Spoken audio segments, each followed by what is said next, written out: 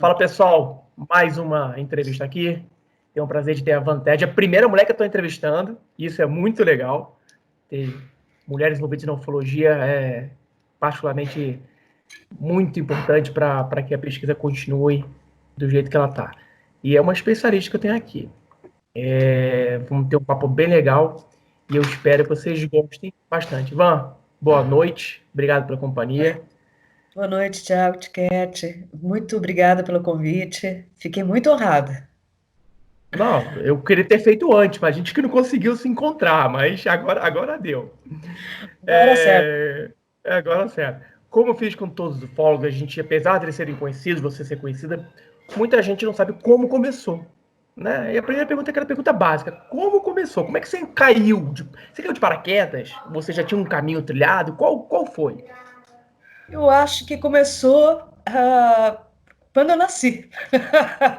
Porque a minha mãe, os primeiros livros de ufologia, inclusive o primeiro número da revista UFO, foi minha mãe que trouxe para dentro de casa. Né? Ela que gostava desses assuntos. Sempre foi ligada. Eram os deuses astronautas do Eric von Däniken. Eu li porque estava na estante dela, né? E minha mãe conta muitos relatos. Meu pai era aviador e ele é de táxi aéreo, né? E ele fazia muitas viagens de Londrina para o Amazonas, do Amazonas para Londrina. E ele era audacioso, né? Ele, ao invés de ele ir pelo litoral do Brasil até chegar ao destino dele, ele percorria por dentro da floresta para chegar mais rápido. Ele era ousado e era considerado um excelente piloto, né, para a época dele e um excelente mecânico, conhecia tudo de avião. E o meu pai, ele relata para minha mãe isso depois que eu nasci, o primeiro ano de idade, vai. Ele relata que uma nave acompanhou o avião dele, o Teco-Teco, do Amazonas até próximo a Londrina, alguma coisa assim, que era o aeroporto onde ele aterrissava, né, onde a gente morava na época. Então, assim, ele fala, olha, eu não sei o que é, só sei que não é da Terra, não é. E viu naves tipo charuto saindo do Rio Amazonas. Minha mãe e ele viam, avistavam muitas coisas juntos, né? Quando ela estava grávida de mim, eles avistavam coisas juntos, depois que eu nasci, eles continuaram avistando. Então, eu nasci envolvida no ambiente ufológico, começando com meu pai e minha mãe, né? Agora, meu pai era discreto e depois eles se separaram, não tive muito mais contato com ele. Eu sei de muitas histórias sobre ele, né? Mas quando eles se separaram, eu tinha 4 anos de idade, sei lá. Eu era muito novinha. Então eu tenho pouquíssimas lembranças dele, mas muitas memórias que a minha mãe põe em dia, né? Minha mãe hoje está com 78 anos e ela gosta desses assuntos. Ela, quando eu comecei a estudar os Anunnaki, nossa, ela achou muito interessante. Então, são coisas assim Já que você falou isso, por que você foi? Porque tudo levava você para ser um pesquisador de campo, para pesquisar avistamento de pilotos, assim como eu, também filho de militar. Meu pai chegou a trabalhar um tempo de também táxi aéreo, pela Eu achei líder. muito legal isso quando eu soube. Continua. Ele é piloto de aeronáutica, mas um tempo da carreira dele ele chegou a pilotar táxi aéreo, líder, pilotou checador, como foi checador da Varig, da Transbrasil, da VASP. Mas aí você tinha tudo para ir para o lado que eu fui, que é piloto, que é pista de campo. Por que caiu? Na verdade, Tiago, assim, eu nunca me imaginei sendo ufóloga. Eu nunca me imaginei correndo atrás. Eu era sempre curiosa, sempre olhando para o céu. Eu já vi muita coisa, né? Eu tenho as minhas experiências, algumas não adianta falar porque é uma coisa de acreditar ou não. Eu não tenho provas, eu nunca filmei nada, né? Então, mas eu sei o que eu vi e eu não posso negar o que eu vi, né? Isso são experiências particulares que eu acho que, acredito, muita gente tem no mundo, que elas vão guardar para elas, às vezes nunca vão falar, porque as pessoas vão falar, é louco, viu coisas, fumou bebeu todas, etc. Então não adianta. Mas eu nunca me vi sendo ufóloga, eu me interessava pelo assunto, eu era leitora assídua de livros, de revistas, né? Mas sempre ligada no céu, olhando, observando, vendo se encontrava alguma coisa. Minha mãe viu muitos fenômenos, principalmente lá na chácara, aqui próximo a Curitiba, 100 quilômetros de Curitiba, a gente viu muita coisa lá, muita coisa, porque o céu é muito limpo, né? Então, inclusive, ela conta uma história muito engraçada. E eu morro de rir, porque a gente sempre falando em UFO, sempre falando em UFO, quando eu ver, porque eu quero ser abduzida. Aí ela, num dia, ela vendo uma estrela grande no céu, né? Ela falou, nossa, que bonita, nossa, como Vênus está grande e tal, né? Será que é Vênus mesmo? Foi lidando, cuidando dos gatos e tudo. De repente começa uma ventania, o céu começa a escurecer e a estrela começa a andar devagarinho, né? Silenciosa. Começa a andar, desloca. Ela que tinha pavor do vizinho, né? O que o nosso vizinho era um terrorista com nossos gatos, nossos cachorros, eles não se davam bem. Minha mãe não dava bem, morava a 100 metros de distância ali, era só atravessar o rio, estava o vizinho, né? E eles não se davam bem, eram inimigos. Aí, quando a minha mãe viu isso daí, a nave se mexendo, os pinheiros balançando, ventando, né? Aqueles cena de ficção científica com terror. Ela pensou em correr para lá, para se abrigar na casa do vizinho, de tanto pavor. Entrou para casa, se enfiou dentro do quarto, foi para baixo das cobertas, pegou a cachorrinha, pôs do lado, ficou tremendo. Eu falei, mãe, que vergonha! Que vergonha! Não acredito que você fez isso. Então, são coisas que eu acho que é bem isso. Eu acredito que na hora H todo mundo treme, porque é algo sobrenatural para gente. A tecnologia deles é tamanha que é sobrenatural. Aí vem a coisa do milagre bíblico, aquelas coisas todas, aqueles termos que a gente costuma identificar como milagre, né? Aprendeu a observar como milagre, e na verdade é pura tecnologia que nos causa terror, que nos causa uma sensação de, nossa, eles são superiores, né? E aí, deuses, anjos, etc. e tal. E os Anunnaki entraram na minha vida a partir do momento que eu encerrei minha carreira musical. Quando eu voltei de São Paulo, que eu larguei tudo, estava para lançar um disco, finalmente, depois de muitos anos batalhando, eu tive a minha última banda e tal, e a gente estava para gravar, fez um show teste para experimentar, estava tudo em ordem. E eu vim passar 15 dias com minha mãe não estava muito bem de saúde, e eu resolvi deixar tudo para trás. Nem violão eu busquei, nem computador, nem meu material de pintura, nem minhas roupas. Deixei tudo para trás na casa de um amigo, que é, por sinal, depois eu vou falar dele. Eu estava hospedada na casa dele quando eu vim para Curitiba, quando eu voltei para o Paraná. Eu estava passando uma temporada com ele, porque eu já estava pensando em sair de São Paulo, né? Então eu larguei tudo, deixei para trás e nunca mais voltei. E fui cuidar da mãe. Saímos da chácara, aluguei uma casa na Lapa para ela ter mais acesso a médicos e tratamentos. E agora já mudamos de cidade, estamos juntos para o que deve e eu não me arrependo de nada de ter deixado tudo para trás. E os Anunnaki entraram nesse ato de tédio, de frustração, de medo do futuro. Tipo, o que eu vou fazer da minha vida agora? Eu larguei a música, era tudo que eu fiz a vida inteira era música. Né? Eu fui cantora, compositora, produtora de banda, da minha própria banda. Eu fazia os vídeos clipes, era eu que produzia tudo, né? e em estúdio e tudo mais. E um sonho, né? Eu percorri um caminho que era um sonho que não, acabou não se realizando, ou eu não deixei acontecer no final das contas, no último instante, eu falei, não é isso. Não sei como que a vida funciona direito, mas às vezes ela nos tira de um caminho e joga para o outro, e quando a gente vê, a gente está andando sobre ele, e vai. E, enfim, e os Anunnaki surgiram como estudo nesse tempo. Em 2012 foi o último ano da minha banda.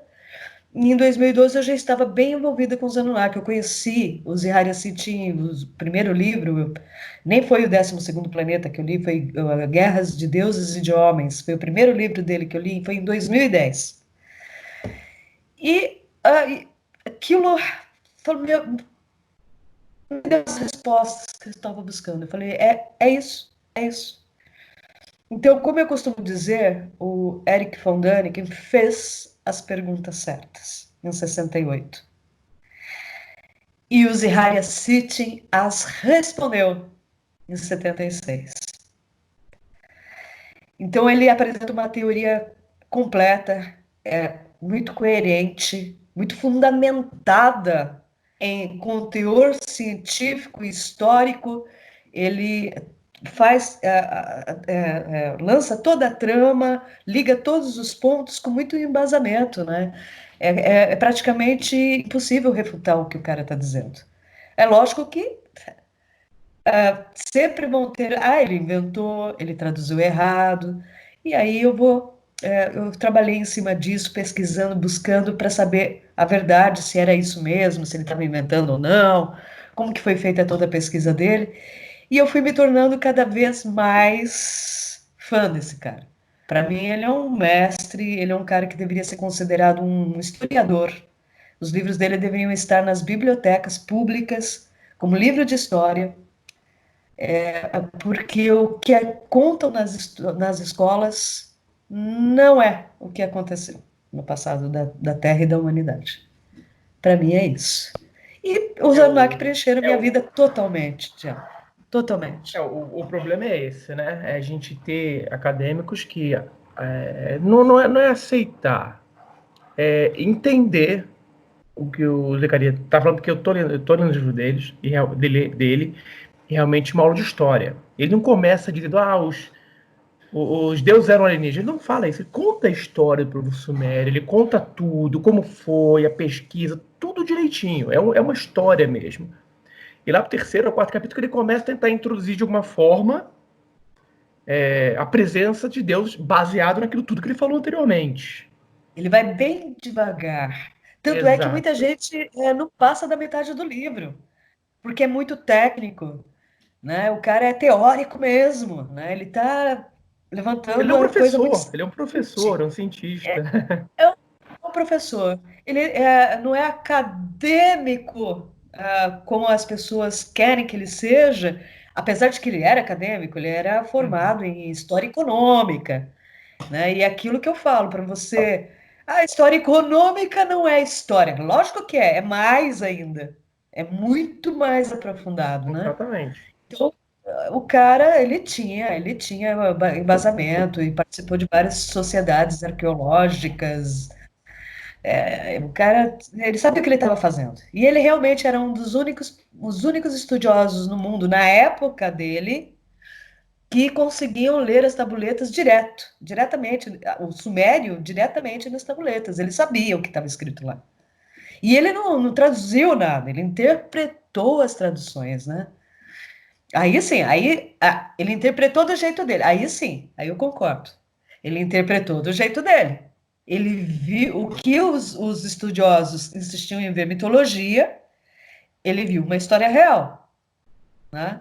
Agora a gente tem que pensar o seguinte: os estudiosos daquela época, 1800 e bolinha, os caras não tinham a menor ideia do que a gente está vivendo hoje, do que o Zihari Sitchin pegou na época dele já, a ida do homem à Lua, as descobertas, as sondas Voyager, descobrindo Netuno, Urano, investigando todo o sistema solar. Então, O City ele já tinha noção da era espacial, ele já estava vivendo essa realidade.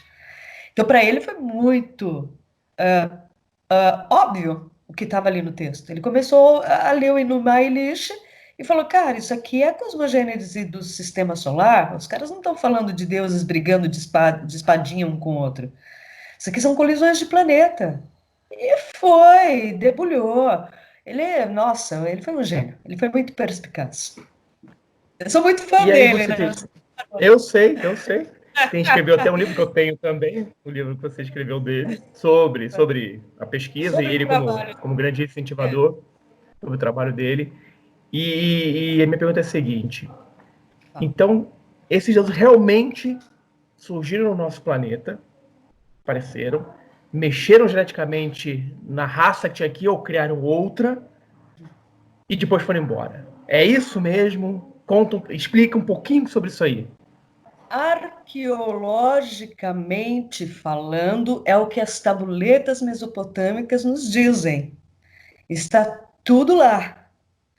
Eles vieram do céu. Anunnaki significa aqueles que vieram do céu para a Terra, né? Então, eles não eram daqui. Eles vieram de algum lugar que não era a própria Terra. Começa por aí. E o próprio Enuma Elish, ele dá o nome do cara, do Anunnaki, o deus Anuna, né? Que foi usado o material genético dele na experiência genética. É óbvio que a linguagem do Enuma Elish, um texto babilônico, que provavelmente é cópia de textos muito mais antigos, provavelmente sumérios, é lógico que a linguagem é extremamente alegórica e arcaica, né? O que eu estou dizendo é em cima da interpretação do Sitchin sobre isso, sobre o texto. Então ele diz o seguinte, e eu lendo Enuma Elish, ficou claro para mim que o que o Sitchin viu faz todo sentido. Eles pegaram o material genético de um Anunnaki em especial, tem o nome do cara no texto, que eles usaram, o sangue dele, né? Sacrificaram o deus Anuna fulano de tal. Sacrificaram, o termo sacrifício para a gente, como muitos outros termos do passado, tinham outros significados naqueles tempos. Até o próprio termo espiritualidade tinha outros significados. O termo espírito tinha outro significado do que o que a gente entende hoje. Então, talvez esse termo sacrificaram pode ter sido somente extraíram o sangue do cara. Ninguém matou ninguém, certo? Eu não vejo assim que os caras tiveram que matar o cara para fazer a experiência. Não, sacrificaram. Furinho ali, tira o sangue, né? Para Com um muita gente, ser tirar sangue é um sacrifício, né? é um sacrifício. Então, pegaram esse material genético do cara e misturaram com um ser primitivo, o homem da terra, né? O texto praticamente se refere a ele assim, o homem da terra, o primitivo da terra, o selvagem, eles usam o selvagem da terra, que o Sitchin sugere que tenha sido na fase Homo erectus. Pode ter sido outro ser. Mas o Sitchin sugere, pelos dados que ele tem, que ele cruzou, que provavelmente era o Homo erectus, o homem na fase Homo erectus.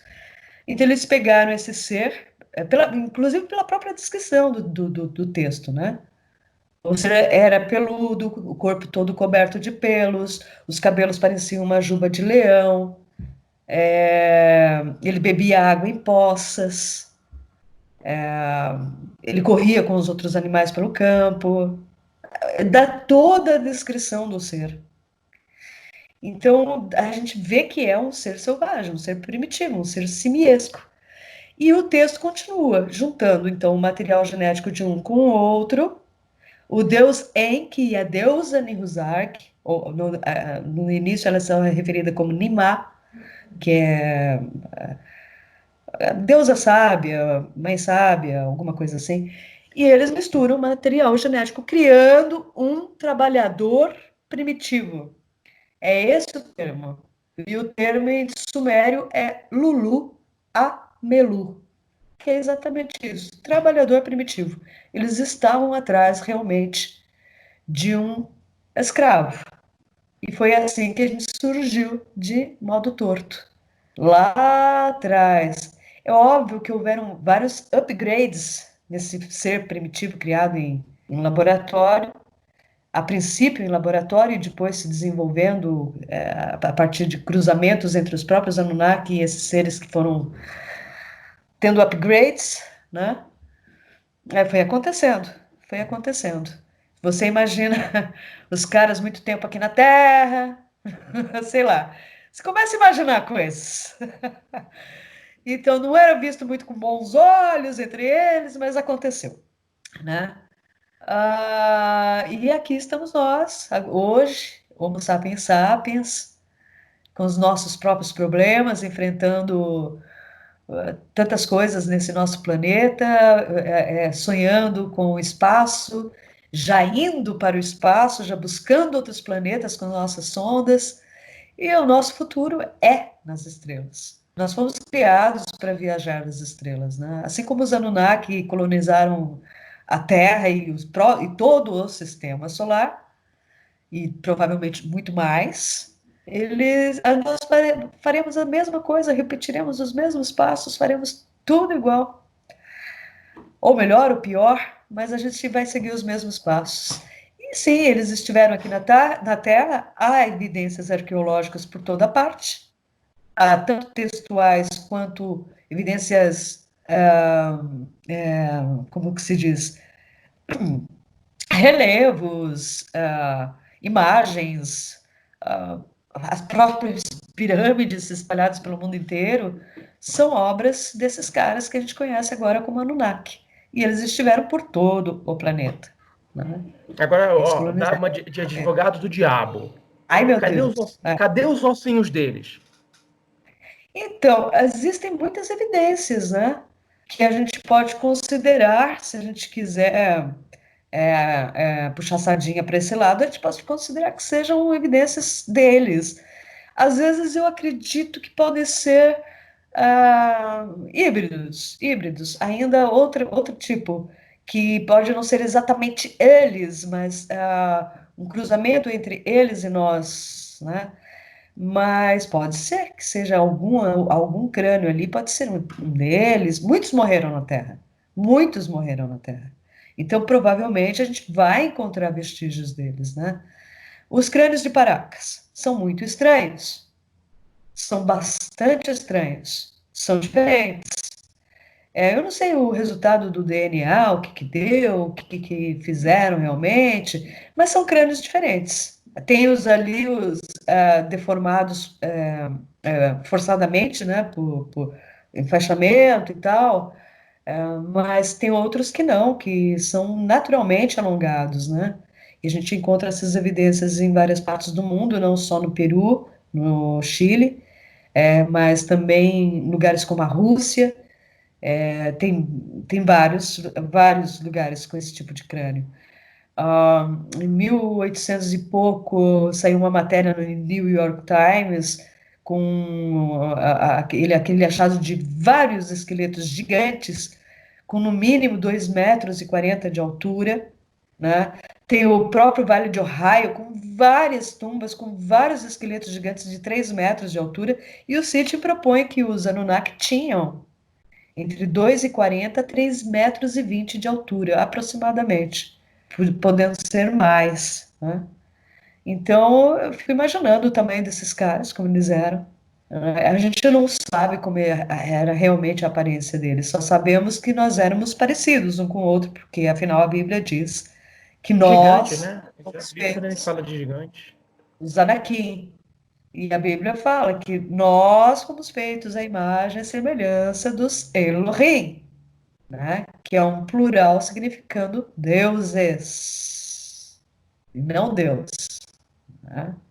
Perfeito. Então, as evidências Aí são. deixa eu fazer uma pergunta. Você fala que vieram da Terra, não sei o quê, e eu falei que eu acabei de receber o livro do Bara. Eles estiveram em Aham. Marte também? Estiveram. Segundo o Sitchin, eles tinham base em Marte pela pouca atração, pouca, como que a gente diz? Aqui, gravidade, por causa da pouca atmosfera, não tinha um escudo magnético, era fácil de entrar e sair do planeta. Então, para eles era prático, por ficar perto do cinturão de asteroides. O Sitchin propõe que Nibiru passa num período de 3.600 anos a 3.600 anos, esse planeta passa entre Marte e Júpiter, bem ali onde é aquela faixa de asteroides, o cinturão de asteroides. Ele passa por ali, sempre nesse período. E Marte fica ali nas imediações do cinturão. Então, o planeta passando nesse período ficava mais prático para eles que o ouro fosse levado da Terra para Marte, acumulado em Marte, e de Marte levado para alguma espaçonave maior, que levaria para o planeta Nibiru nesse tempo das coisas, que para eles 3.600 anos era um ano da vida deles, né? Um ano da vida deles. Agora, sobre o tempo do planeta e sobre o planeta, a gente tem que realmente é a parte mais delicada da teoria de Sitchin, que eu considero a parte mais delicada. Faz muito sentido, mas nós nunca vimos esse planeta, né? E a gente já encontrou corpos celestes numa distância bem maior do que 3.600 anos de órbita, e nada de Nibiru ainda, né? Já era para a gente ter visto nesse tempo. Apesar de que se põe várias coisas, o porquê da gente não ter visto, né? Por estar numa região do céu que dificulta, parece que ele vem de baixo, ele não está na região do céu que a gente costuma observar, esse tipo de coisa. Mas, assim, para mim, essa parte é contestável em vários pontos. Eu acredito, inclusive, que se Nibiru existe, ele deve ter um tempo muito maior de órbita, e não 3.600 anos apenas. Me pergunto se ele realmente continua passando entre Marte e Júpiter. Ele pode ter passado uma vez durante a colisão no início do sistema solar, porém, eu me pergunto se ele continua fazendo esse mesmo caminho até hoje. Que uma coisa é entrar no sistema solar, colidir, né? E é nessa colisão que forma a Terra e a Lua, do planeta que ficou estraçalhado, que virou o cinturão de asteroides. Metade virou isso e metade virou a Terra, e a Terra foi jogada para um lado, Marte foi jogada para outro, Marte perdeu a vida, a Terra se transformou em outra coisa, né? Se transformou no nosso planeta. E aí eu me pergunto, será que quando ele passou por ali, ele continua fazendo esse caminho? Ou todo mundo fez como bolas de uma mesa de sinuca, cada um foi para um lado? E ele pode ter pego um outro caminho. Sim, fazer parte do nosso sistema solar, mas está fazendo uma outra órbita que não é essa, propriamente. Eu Então a vou gente até está além. esperando ele no local e talvez ele esteja em outro. Mas aí, esse pessoal, aí eu tô bancando de novo advogado do diabo. Tá. Eles vamos a teoria de que o planeta Nibiru continua vivo, continua com esses seres, e eles teriam ou não a tecnologia de vir ao nosso planeta, ou eles só viriam ao nosso planeta quando tivesse essa volta, ou essa órbita, ou quando estivesse próximo. Não, não. O Sitchin deixa bem claro que eles podem ir e vir quando eles bem entenderem, independente da órbita do planeta estar próximo ou não. Inclusive, tem nos textos alguma dica de que eles usavam portais. Porque eles falam em algum momento assim, em tal momento abrirá uma janela. É o momento adequado para a viagem. Então, a gente não sabe se é o posicionamento dos planetas que possibilitaria estaria mais próximo, etc., ou se essa janela é algum, digamos, buraco de minhoca, vamos supor, que estaria ali dando sopa na hora, sabe? Tipo, vamos aproveitar, vamos pegar essa carona. Eu acredito que os Anunnaki têm uma tecnologia muito, mas muito avançada Pela experiência que eu tive, eu acredito que a tecnologia deles é praticamente incompreensível para a gente. Mesmo hoje, com toda a nossa tecnologia e com a nossa capacidade de compreender a possibilidade de uma tecnologia muito mais avançada que a nossa, eu acredito que a deles era ainda muito mais avançada num grau que a gente não tem condições de compreender nesse momento. Isso eu acho. Para a gente finalizar, uma pergunta aqui para te deixar com os cabelos em pé. Ai, ai, ai, ai, ai. Se eles continuam visitando nosso planeta ou nos observando, nós somos os ratinhos de laboratório deles? Não, nós somos a raça que eles têm responsabilidade de encaminhar para um amadurecimento. Eles nos criaram, e eles têm essa responsabilidade. E essa responsabilidade pode envolver nos exterminar, se a gente passar dos limites. Certo? Não quer dizer que eles estão aqui passando a mão na nossa cabeça, não. Eles estão observando e tem a turma do bem, que quer o nosso bem, e tem a turma do mal, que quer só simplesmente dominar o planeta, através dos governos já instalados. Manipulando aqui, manipulando ali, e existe uma guerra entre eles, nesse exato momento, uma guerra que a gente não vê, que pode se tornar visível ou não. Talvez a gente nunca perceba eles por aqui, mas eles estão por aí, eles continuam, muitos foram embora, porém muitos continuam, e infelizmente a turma que mais predominante aqui na Terra é os que não deveriam estar, né? Que são os famosos Igig, que são aqueles que tinham base em Marte, que também são os Anunnaki, tá? É só uma outra turma, porque Anunnaki e Igig são epítetos, são títulos, tá? Mas a raça é a mesma. Digamos, são todos nibiruanos. Se o planeta se chama Nibiru mesmo, né? Óbvio que não se chama, não é assim que o planeta se chama, e provavelmente não é Anunnaki que eles se chamam entre eles. São termos sumérios, termo mesopotâmico, né? Então, Anunnaki para os que ficavam na Terra e Gig para os que ficavam em Marte. E essa turma de Marte sempre deu problema, porque eles queriam dominar a Terra de qualquer jeito. Eles queriam mandar, eles queriam tirar os chefões e eles queriam dominar. Tanto que a velha história dos anjos caídos, bíblico, dos caras que vieram, raptaram as mulheres para casar, são esses Igig. E depois disso veio o dilúvio. Para quê? Para ver se acabava com a festa, né? Porque virou uma bagunça, certo? Então, assim, você imagine os caras chegando, raptando as mulheres da terra, as que eles queriam, as que já eram casadas, que eram novinhas, que eram velhinhas, as que eram. E meu, você é obrigada a ficar com o cara. Raptada, tá raptada, você não tá indo porque, ai Deus! Não, você tá sendo raptada com um cara de 3 metros de altura e não tá, Abduzida, né? Tá sendo abduzida. enfim, sabe? Tipo, você tá sendo levada pros caras que não estão com boas intenções pro teu lado. Então, assim, você imagina o que essas mulheres passaram na época, tendo que forçadamente ficar. Talvez algumas tenham gostado. Nossa, os astronautas, uau! A gente não sabe como é que eles pareciam, né? A gente não sabe como é que eles eram realmente. A gente sabe que nós somos parecidos com eles, então eles devem ser parecidos com a gente também, né? Tem alguma coisa em semelhança, bem, bem próximo.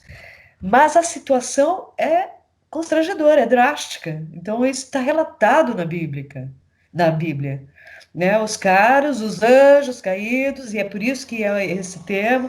Só que eles nunca caíram, eles aterrizaram, né? Não existe anjo caído, existe anjos extraterrestres que estavam num lugar no sistema solar e aterrizaram na Terra. E só aprontaram. E desde então, esses são os que continuam por aqui. São eles que continuam por aqui. Eles Ai, não meu Deus, eu falei puderam, que, eu falei eles que não você se puderam arrepiar, quem se voltar. arrepiou fui eu. É. Eles não puderam voltar para Nibiru, para o planeta deles. Eles foram proibidos. Esses anjos que estão aprisionados no abismo são eles, estão aqui na Terra. E são os anjos da maldade, cara. Sabe? São, digamos assim, são os caras que só vieram para dominar o planeta e eles estão nas sombras agindo, eles dominam mesmo. E é através das religiões e da pior forma possível. E se você tiver um pouco de perspicácia, você vai até conseguir imaginar quem são, por trás de quem eles estão, sabe? Então, assim, e tem o lado do bem, que também está por trás de outros governos. Cara, essa coisa do bem e do mal existe. E essa luta entre o bem e o mal existe. Essa coisa de separar o joio do trigo não é nada referente a nós. Não tem nada a ver com os terrestres. É entre eles. É entre eles a briga. Essa coisa de separar o joio do trigo é entre eles mesmo. A gente não tem nada a ver, a gente só entra na bagunça, a gente entra junto. E a gente, consciente ou inconsciente, está sempre escolhendo um lado para lutar. Desde que o mundo é mundo. Consciente ou inconsciente, você está lutando por algum deles. Yeah. E é difícil. Bom, é difícil. Bom, Van, eu queria te agradecer mais uma vez por estar aqui. Eu acho que nosso papo tem que ter mais tempo, a gente vai fazer uma coisa mais legal. Vamos juntar outras pessoas que gostem do assunto também, a gente faz uma gravação com mais gente. Eu queria te agradecer mais uma vez. Espero que o pessoal tenha gostado, tenho certeza que gostou. E fala sobre o seu livro, onde a gente pode comprar o seu livro que fala sobre os Anunnakis. O meu livro, Anunnaki, a Era dos Deuses, está agora na segunda edição pela Biblioteca UFO e você encontra Já entrando no esgotou, site. né? A primeira já esgotou. A primeira já era. A primeira, que é a edição de autora, que fui eu que fiz, bonitinho, eu, né, do meu jeito. Não, está esgotada, essa não existe mais. Mas existe a segunda edição, deixa eu ver aqui, que é essa aqui, para quem ainda não viu, a segunda edição. Linda capa, Feita, linda é capa. linda. Isso é o nosso Rafael Amorim, né? É Chefe linda a capa. Bala. E essa aqui pode ser encontrada no site da revista UFO. É só entrar lá na loja da UFO e procurar. Está em oferta, inclusive, tem que aproveitar que está em oferta. Pega agora. E é isso. Vou botar na descrição do vídeo o endereço direitinho, o link direitinho. Obrigada, Thiago. Obrigado Obrigada. por tudo, obrigado pela presença. O Você pessoal sabe que eu sou sua fale. fã. Você sabe que eu sou sua fã, né? Não, Tô é sua fã. recíproco, porque eu também sou. É porque eu também sou, é recíproco. A gente vai se encontrar em Curitiba, se Deus quiser. Com certeza. Obrigada, viu?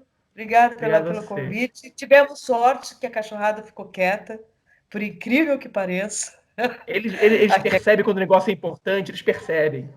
olha, nem sempre, viu? A gente teve sorte mesmo. Mas foi Obrigado. ótimo. Muito obrigada. E, Obrigado. como você viu, é um assunto complexo e a conversa vai longe, né? Não tem jeito. Exatamente. Pessoal, então é isso. Obrigado pela presença de todos. Vantage aqui com a gente. Vou deixar a descrição aqui para comprar o livro dela, que é muito bom, do contato dela, tudo aqui na descrição do vídeo. Espero que vocês tenham gostado. Valeu, gente. Obrigado e até mais.